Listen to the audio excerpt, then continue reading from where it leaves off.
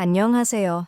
저는 독일 뮌헨에서 온 22살 대학생 리사 바그너라고 합니다. 작년 한 해 동안 서울의 한 대학교에 교환학생으로 다녀왔어요.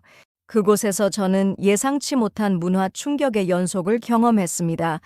가장 인상 깊었던 것은 의외로 거창한 것이 아니었어요. 오히려 아주 작고 사소한 일상 속 물건이었죠. 그 작은 물건 하나가 제게 한국이라는 나라의 문화와 사고방식을 이해하는 첫 번째 열쇠가 되었습니다. 처음 한국에 도착했을 때 저는 서울 외곽에 있는 한 한국인 가정에 홈스테이를 하게 되었어요. 따뜻한 밥과 정 많은 가족들 덕분에 긴장은 금방 풀렸지만 첫날 저녁 샤워를 하려고 욕실에 들어간 순간 저는 이상한 것을 발견했어요. 욕실 문을 열자마자 바닥 한가운데에 놓인 플라스틱 슬리퍼 한 켤레가 눈에 들어왔어요. 이게 뭐지? 왜 여기에 신발이? 라는 생각이 들었죠. 독일에서는 욕실에 슬리퍼를 둔다는 개념 자체가 없거든요. 욕실 바닥에 물이 흘러넘치는 건 상상도 못하는 일이에요. 그런 욕실에 신는 슬리퍼라니 꽤 낯설게 느껴졌어요. 혹시 여러분은 욕실에서 슬리퍼를 신는 게 당연하다고 느끼시나요? 아마 대부분 그러실 거예요. 그런데 제가 살아온 독일에서는 욕실은 늘 마른 상태로 유지되고 샤워 부스 안에서만 물을 써요. 바닥이 젖는 경우가 거의 없기 때문에 슬리퍼를 신을 이유도 없죠. 물 청소도 하지 않기 때문에 욕실 바닥은 마치 거실처럼 늘 깨끗하고 건조한 공간으로 여겨집니다. 그런 저에게 한국의 욕실은 완전히 새로운 세계였어요. 그날 저는 슬리퍼를 신을까 말까 한참을 고민하다가 결국 그냥 맨발로 샤워부스 안에 들어갔어요. 그런데 이 선택이 정말 아찔한 상황을 만들 뻔했어요. 샤워를 마치고 나오는 순간 욕실 바닥이 미끄러워서 한쪽 발이 크게 미끄러졌거든요. 다행히 벽을 붙잡아서 중심을 잡긴 했지만 그때 만약 손잡이도 없었다면 정말 크게 다쳤을 수도 있었어요.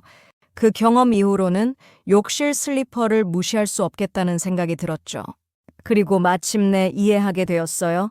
문제는 샤워가 끝난 뒤였어요. 바닥이 다 젖어 있고 물이 배수구로 흐르는 소리가 욕실 전체를 채우고 있었어요. 문턱도 높은 게 너무 신기했죠. 이거 물 안 새게 하려는 거구나. 그제서야 슬리퍼의 용도를 조금은 이해할 수 있었어요. 며칠이 지나면서 저는 점점 한국 욕실에 적응해 갔습니다. 하지만 여전히 슬리퍼는 신기했어요. 왜 욕실에만 따로 신는 신발이 있는 걸까? 그게 꼭 필요할까? 너무 궁금했어요. 그래서 어느 날 홈스테이 어머니에게 조심스럽게 물어봤어요. 혹시 이 슬리퍼는 왜 욕실에 있는 건가요? 꼭 신어야 하나요? 그분은 웃으시며 이렇게 말씀하셨어요. 응, 리사야. 한국 욕실은 바닥에 물이 자주 고이니까 맨발로 다니면 미끄럽기도 하고 발이 젖어서 불편하잖아. 위생 때문에도 그렇고 슬리퍼 신으면 덜 미끄럽고 더 청결하지. 그날 이후 저는 슬리퍼를 신기 시작했어요. 그게 그렇게 편할 줄은 몰랐어요. 물이 많은 욕실을 맨발로 걸어 다니는 게 얼마나 불쾌한 경험인지, 슬리퍼가 그걸 얼마나 완화시켜주는지 몸으로 느낄 수 있었어요. 그뿐만이 아니에요. 한국 욕실은 구조 자체가 굉장히 효율적이었어요. 문턱은 배수 조절을 위한 장치였고, 배수구가 중앙에 있어 청소가 너무 쉬웠어요. 독일에서는 청소할 때 물을 쓰기보다는 닦아내는 방식이거든요. 한국은 물 청소가 기본이고 그래서 슬리퍼도 당연히 필요했던 거죠.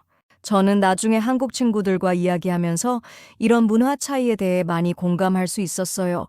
누군가에겐 너무 당연한 것이 누군가에겐 큰 의문이고 때로는 감동이 되기도 한다는 걸요.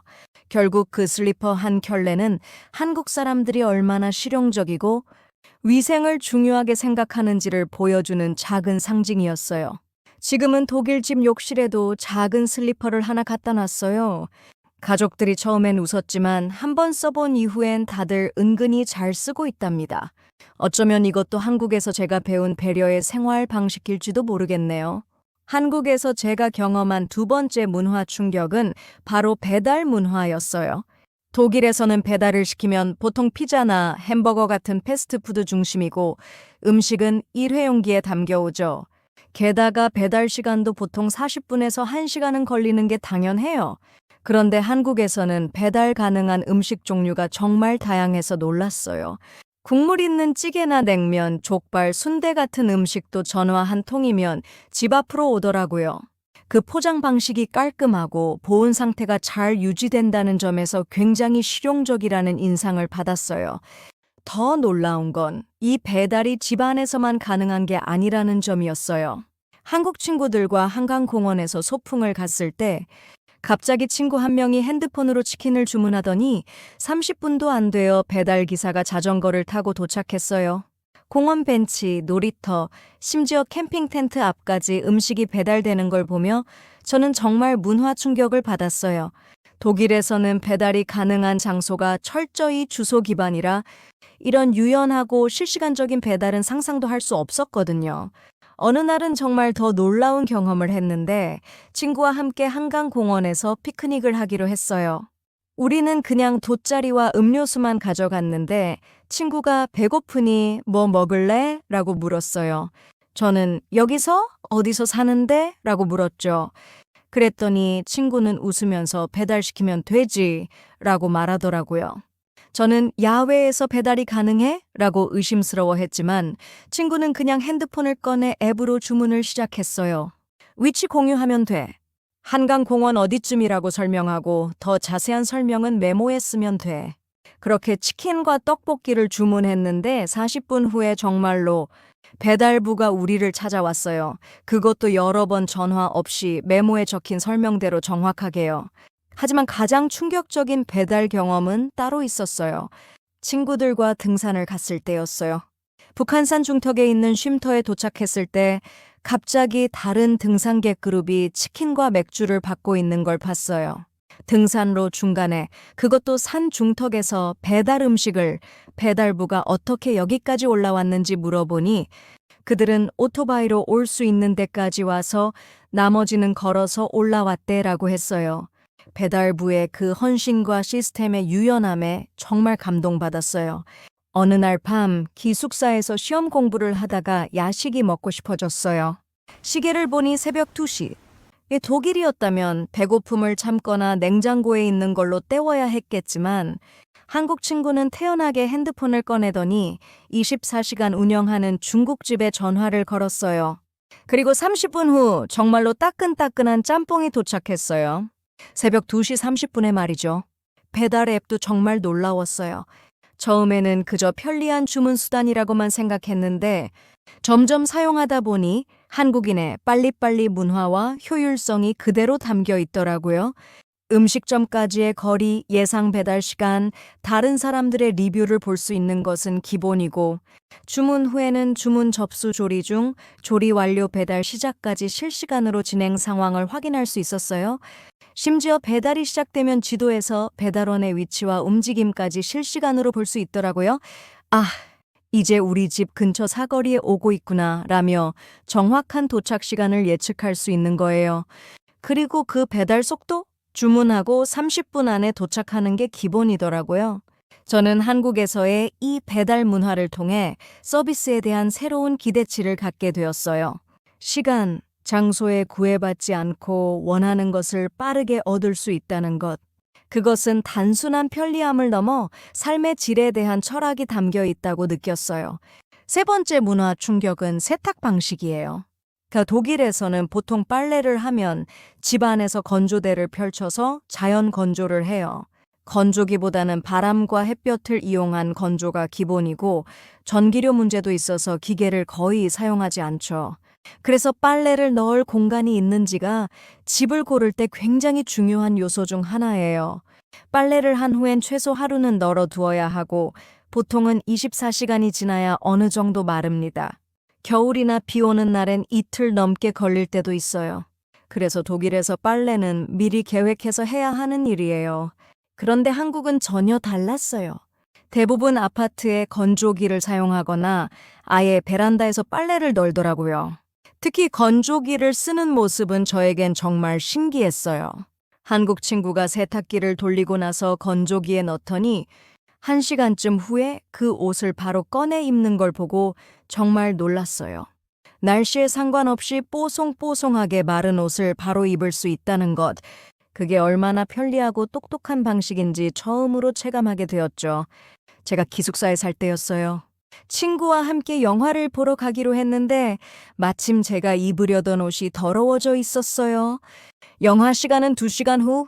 독일이었다면 포기하고 다른 옷을 골랐겠지만 한국 친구는 빨리 세탁기 돌리고 건조기 돌리면 됨이라고 말하더라고요.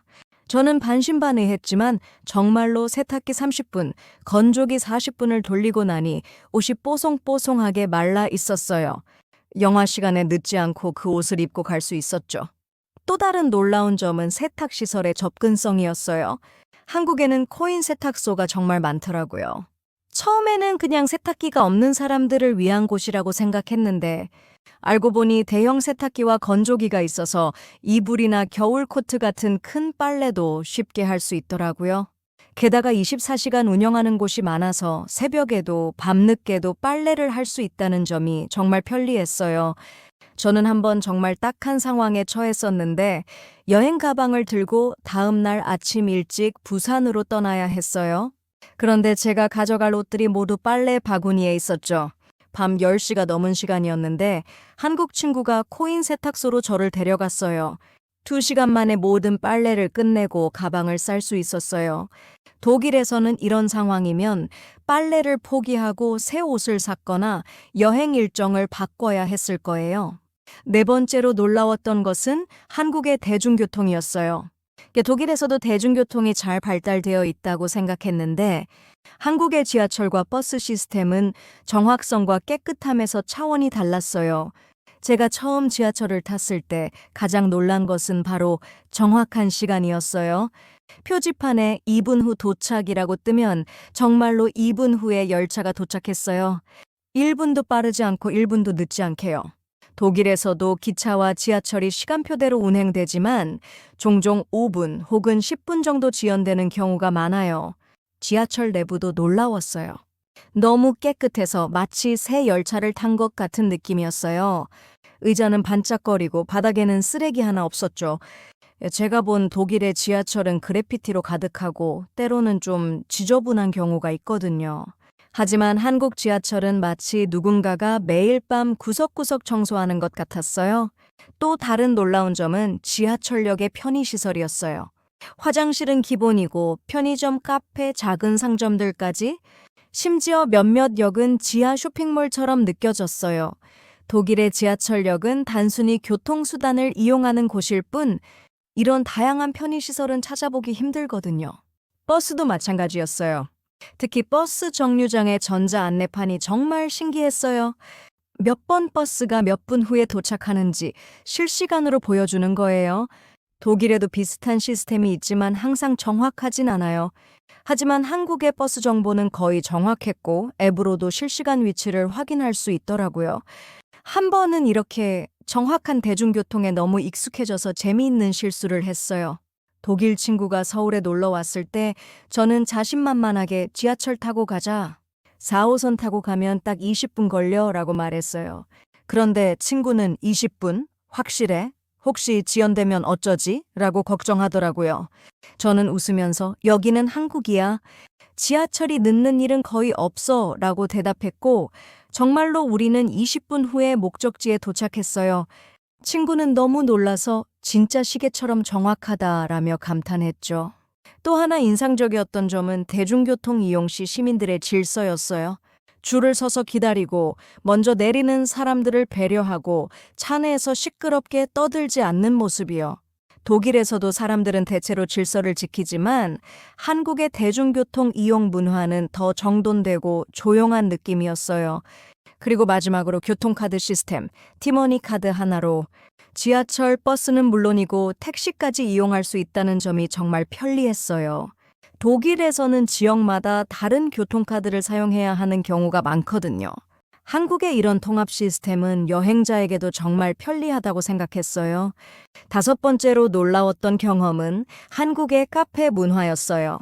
독일에도 물론 카페가 많지만 한국의 카페는 규모나 분위기, 이용 방식 모두 달랐어요. 제가 처음 강남역 근처를 지나가다가 본 것은 3층짜리 대형 프랜차이즈 카페였어요. 그것도 같은 브랜드가 길 하나를 사이에 두고 양쪽에 있더라고요. 독일에서는 보통 카페가 작고 아담한 편인데 한국의 카페는 마치 작은 백화점처럼 느껴졌어요. 카페에 들어가 보니 또 다른 놀라움이 있었어요. 사람들이 커피를 마시는 것보다 노트북이나 책을 펼쳐놓고 공부하는 모습이 더 많았어요. 어떤 사람들은 몇 시간 동안 한 자리를 차지하고 있었죠. 독일 카페에서는 이런 모습을 보기 힘들어요. 보통 커피를 마시고 대화를 나누다가 1시간 정도 후에는 자리를 비우는 게 일반적이거든요. 제 한국 친구는 이런 현상을 카공족이라고 설명해 줬어요. 카페에서 공부하는 사람들이라는 뜻이래요. 하지만 친구가 덧붙여 말하길 요즘은 이런 카공족에 대한 인식이 그리 좋지 않다고 해요.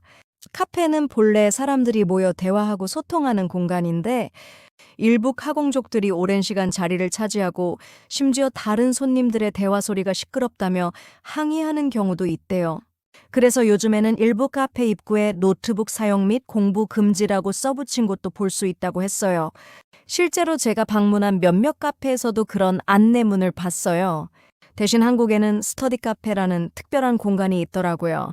공부나 업무를 위해 특화된 곳으로 조용한 환경과 넓은 테이블, 충분한 콘센트를 제공하는 공간이에요. 어떤 곳은 시간당 비용을 내고 이용하기도 하고 음료를 주문하면 몇 시간 동안 이용할 수 있는 곳도 있었어요. 이런 공간 분리가 정말 합리적이라고 생각했어요. 한국 카페의 또 다른 특별한 점은 테마 카페였어요. 굉장히 마을을 갱골카리 칸네 마을을 만르츠 마을이. 심지어 양 카페까지 독일에서는 이런 특별한 테마의 카페가 드물거든요. 특히 동물과 함께 음료를 즐길 수 있다는 개념은 독일의 엄격한 식품 위생 규정에서는 상상하기 어려워요. 어느 날 친구와 함께 방탈출 카페에 갔는데 그곳에서는 음료를 마시면서 실제 방을 탈출하는 게임을 할 수 있었어요. 그런 창의적인 공간 활용이 정말 인상적이었어요. 한국 카페의 메뉴도 독일과는 달랐어요. 독일 카페는 커피와 간단한 케이크나 쿠키 정도를 파는데 한국 카페는 커피는 물론이고 다양한 음료와 디저트가 있었어요. 특히 빙수라는 얼음 디저트는 정말 독특했어요. 독일에서는 얼음을 갈아서 디저트로 먹는 문화가 없거든요. 딸기, 망고, 초코. 다양한 맛의 빙수를 친구들과 나눠 먹는 경험은 정말 특별했어요. 계절마다 바뀌는 시즌 메뉴도 인상적이었어요. 독일 카페는 메뉴가 거의 1년 내내 같은데 한국 카페는 봄에는 벚꽃 라떼, 여름에는 수박 스무디, 가을에는 단호박 라떼 같은 식으로 계절에 맞는 새로운 메뉴가 계속 나왔어요. 이런 변화가 카페를 더 자주 찾게 만드는 요소 같았어요. 무엇보다 한국 카페에서 가장 좋았던 점은 콘센트와 와이파이였어요. 거의 모든 테이블마다 콘센트가 있어서 노트북 배터리 걱정 없이 몇 시간이고 공부할 수 있었죠. 독일 카페에서는 콘센트를 찾기가 정말 어려워요. 그리고 와이파이도 무료로 빠르게 제공되는 점이 편리했어요. 한국 카페에서 보낸 시간은 제 유학 생활 중에서 가장 소중한 추억 중 하나가 되었어요. 시험 기간에 스터디 카페에서 밤늦게까지 공부했던 기억, 친구들과 테마 카페에서 수다를 떨었던 기억, 혼자 조용히 책을 읽었던 기억. 한국 카페는 단순히 음료를 마시는 공간이 아니라 문화적 경험의 장이었어요. 6번째로 놀라웠던 점은 한국의 디지털 결제 시스템이었어요. 독일은 아직도 현금 사용이 매우 보편적이에요. 작은 가게나 레스토랑에서는 카드 결제가 안 되는 경우가 많고 심지어 큰 상점에서도 카드 단말기가 고장났어요 라는 말을 종종 듣게 되죠. 그런데 한국은 달랐어요. 제가 처음 놀란 것은 휴대폰으로 결제하는 모습이었어요. 한국 친구가 편의점에서 음료수를 사면서 카드나 현금을 꺼내지 않고 그냥 휴대폰을 단말기에 가져다 대더니 삑 하는 소리와 함께 결제가 끝났어요. 그게 뭐야? 라고 물어보니 삼성페이라는 거래요. 휴대폰에 카드 정보를 저장해두고 결제할 수 있는 시스템이라고 했어요. 더 놀라운 것은 그것뿐만이 아니었어요. 카카오페이, 네이버페이, 제로페이. 다양한 모바일 결제 시스템이 있었고 거의 모든 가게에서 이런 결제 방식을 수용했어요. 심지어 길거리 포장마차에서도 QR코드를 통한 결제가 가능했죠. 한 번은 이런 일이 있었어요. 친구와 시장에 갔는데 제가 옷을 사려고 현금을 꺼냈더니 주변 한국인들이 신기한 듯이 쳐다보더라고요. 마치 구식 방법을 쓰는 사람을 보는 것 같은 표정이었어요. 그때 친구가 한국에서는 현금 쓰는 사람 별로 없어. 불편하고 느리니까. 라고 말해줬어요. 또 인상적이었던 것은 계좌이체의 편리함이었어요. 독일에서 친구에게 돈을 보내려면 꽤 복잡한 과정을 거쳐야 해요. 아이반, BIC 같은 긴 코드를 입력해야 하고 이체가 완료되기까지 하루나 이틀이 걸리기도 하죠. 그런데 한국은 휴대폰 번호만으로도 즉시 송금이 가능했어요. 어느 날 친구들과 저녁을 먹은 후 더치페이를 하는데 모두가 몇 초 만에 휴대폰으로 돈을 보내는 모습을 보고 정말 놀랐어요. 저는 지갑에서 현금을 꺼내 건네주었는데 친구들은 리사, 너 카톡으로 보내면 안 돼? 라고 물었죠. 그때부터 저도 모바일 결제를 시작했고 그 편리함에 완전히 매료되었어요. 가장 극적인 경험은 한국에서의 마지막 날이었어요. 공항으로 가는 택시를 타야 했는데 갑자기 지갑을 놓고 왔다는 사실을 깨달았어요. 독일이었다면 큰 문제였겠지만 한국에서는 카카오 택시 앱을 통해 차를 부르고 앱으로 바로 결제할 수 있었죠. 정말 다행이었어요. 한국의 디지털 결제 시스템은 제게 미래를 보여준 것 같았어요. 돈을 주고받는 행위가 이렇게 단순하고 빠를 수 있다니. 독일로 돌아온 후에도 이 경험은 제게 큰 영향을 미쳤어요. 7번째로 놀라웠던 것은 한국의 밤 문화였어요. 독일에서는 대부분의 상점이 저녁 8시면 문을 닫고 일요일에는 거의 모든 가게가 쉬어요. 10시가 넘어가면 거리는 한산해지고 야간 활동이라고 해봐야 술집이나 클럽 정도예요. 그런데 서울은 달랐어요. 밤 10시가 되어도 거리는 여전히 사람들로 붐볐고 상점들은 영업 중이었어요.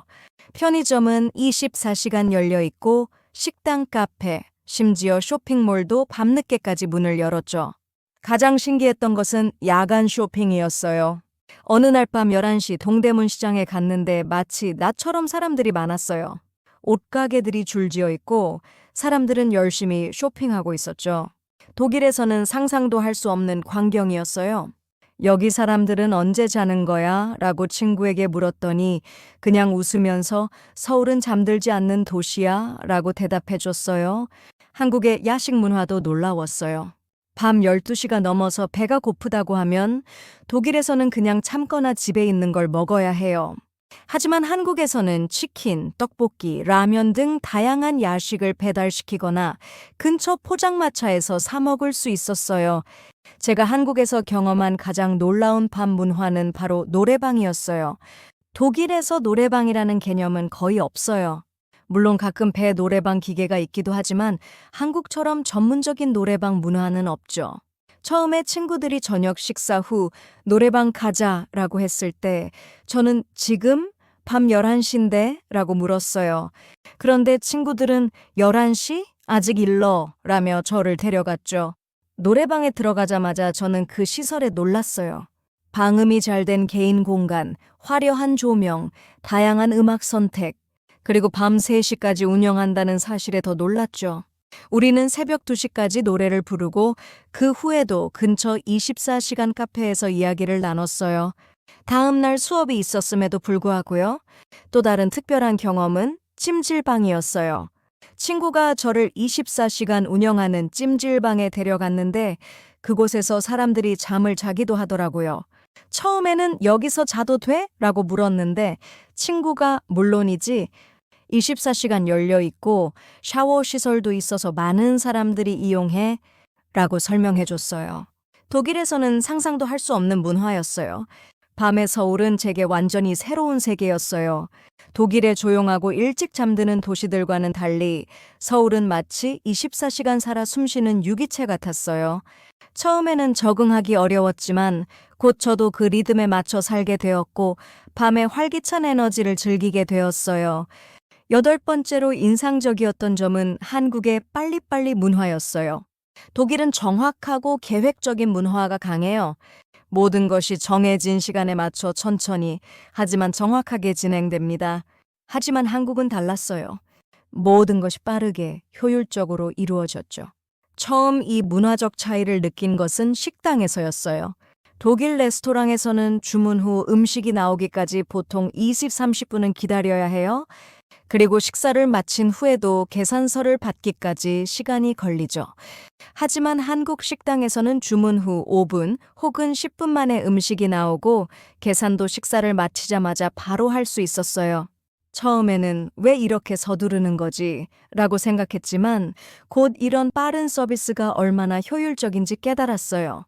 온라인 쇼핑도 마찬가지였어요. 한국에서 물건을 주문하면 빠르면 당일, 늦어도 다음 날에는 받을 수 있었어요. 독일에서는 일주일 정도 기다리는 게 일반적인데 한국의 이런 빠른 배송 시스템은 정말 놀라웠어요. 가장 인상적이었던 경험은 휴대폰 수리였어요. 제 휴대폰 화면이 깨져서 수리점에 갔는데 독일이었다면 며칠 동안 기다려야 했을 거예요. 하지만 한국의 수리점에서는 30분만 기다리세요라고 하더니 정말로 30분 만에 화면을 새 것처럼 고쳐줬어요. 게다가 가격도 독일보다 훨씬 저렴했죠. 은행 업무도 놀라웠어요. 독일에서 계좌를 새로 개설하려면 보통 약속을 잡고 여러 서류를 준비하고 일주일 정도 기다려야 카드를 받을 수 있어요. 그런데 한국에서는 서류 작성 후 30분 만에 카드를 받았어요. 빠른 발급이라면서 추가 비용도 없었죠. 한국인 친구들과 약속을 잡을 때도 이런 빨리빨리 문화를 느낄 수 있었어요. 독일에서는 보통 며칠 전에 미리 약속을 잡아요. 하지만 한국 친구들은 종종 당일에 지금 뭐 해? 만날래? 라고 물어보곤 했어요. 처음에는 당황스러웠지만 곧 이런 즉흥적인 만남의 즐거움을 알게 되었죠. 그런데 재미있는 점은 이런 빠른 서비스 문화가 꼭 서두르는 느낌은 아니라는 거예요. 오히려 서비스를 제공하는 사람들은 항상 친절하고 여유로워 보였어요. 그들에게는 빠른 서비스가 당연한 일상이었던 거죠. 한국의 빨리빨리 문화는 제게 효율성의 새로운 기준을 보여줬어요. 물론 독일의 천천히, 정확하게 하는 문화도 좋지만 한국처럼 빠르면서도 질 높은 서비스를 경험하니 많은 것들이 가능하다는 것을 알게 되었어요. 9번째로 인상 깊었던 것은 한국의 정칭 문화였어요. 처음에는 이해하기 어려웠던 개념이지만 나중에는 가장 그리워하게 된 한국 문화의 핵심이죠. 독일에서는 사람들이 공식적이고 예의 바르지만 서로 간에 일정한 거리를 유지해요. 낯선 사람에게 너무 친절하게 대하는 것은 오히려 의심을 살 수도 있죠. 하지만 한국은 달랐어요. 처음 만난 사람들도 마치 오랜 친구처럼 따뜻하게 대해줬어요. 첫 주에 있었던 일이에요. 길을 잃고 헤매고 있을 때 한 중년 여성분이 다가와서 도움이 필요한지 물어보셨어요. 제가 목적지를 말하자 그분은 자신의 일정을 미루고 저를 직접 그곳까지 데려다 주셨어요. 독일에서는 길을 알려주는 정도가 최대인데 직접 동행해 주시다니 정말 놀라웠어요. 또 다른 경험은 학교 식당에서였어요.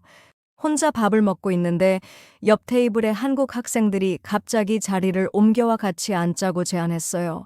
그들은 제 한국어 실력을 칭찬해주고 김치 먹는 법을 알려주고 심지어 다음 날 캠퍼스 투어까지 해주겠다고 했죠. 처음 만난 사람들인데도 말이에요. 한국 친구들의 집에 초대받았을 때도 그 따뜻함을 느꼈어요. 친구의 어머니는 제가 오기 전에 특별히 독일 음식을 찾아보고 슈니첼을 만들어 주셨어요. 맛은 조금 달랐지만 그 정성에 정말 감동받았죠. 식사 후에는 우리 집은 내 집이야. 언제든지 놀러와 라고 말씀해 주셨고 정말로 그 말씀대로 저는 시험 기간에 자주 그 집에 가서 공부하고 밥도 먹었어요. 가장 감동적인 경험은 아플 때였어요. 갑자기 고열이 나서 기숙사에 누워 있었는데 수업에서 단 한 번 말을 나눈 적 있는 한국 학생이 문자로 걱정하더니 얼마 후 문 앞에 죽과 약을 두고 갔어요. 나중에 물어보니 아픈 사람은 죽을 먹어야 한다는 한국 문화라고 했죠. 낯선 나라에서 아플 때 느낀 그 따뜻함은 정말 잊을 수 없어요. 한국인들의 이런 따뜻한 배려는 단순한 친절함을 넘어서 마치 가족처럼 느껴졌어요. 독일에서는 각자의 독립성과 개인 공간을 중요시하는데 한국은 서로 챙기고 돌보는 문화가 강했죠. 마지막으로 한국에서의 1년은 제게 다름의 가치를 알려줬어요. 문화적 차이는 단순히 좋고 나쁨의 문제가 아니라 다양한 삶의 방식과 가치관을 보여주는 거울이라는 것을 깨달았어요. 독일과 한국, 어느 쪽이 더 좋다고 말할 수는 없어요. 단지 다를 뿐이죠. 처음에는 한국 욕실에서 슬리퍼를 신는 것조차 이상하게 느꼈던 제가 이제는 문화적 차이를 존중하고 배우는 자세를 갖게 되었어요. 만약 여러분이 다른 나라로 여행이나 유학을 계획하고 있다면 조언을 드리고 싶어요. 새로운 문화를 접할 때 비교하지 말고 경험하세요. 그 문화의 논리와 역사를 이해하려고 노력하세요. 그리고 무엇보다 열린 마음으로 받아들이세요. 그러면 여러분도 저처럼 작은 욕실 슬리퍼에서 시작해 인생을 바꿀 만한 깨달음을 얻게 될지도 모르니까요. 한국 그리고 제게의 따뜻한 정을 보여준 모든 분들께 감사드립니다. 독일 뮌헨에서 리사 바그너 드림. 혹시 이 이야기가 흥미로우셨다면 좋아요나 댓글로 응원해 주세요. 여러분의 작은 응원이 저에겐 큰 힘이 됩니다.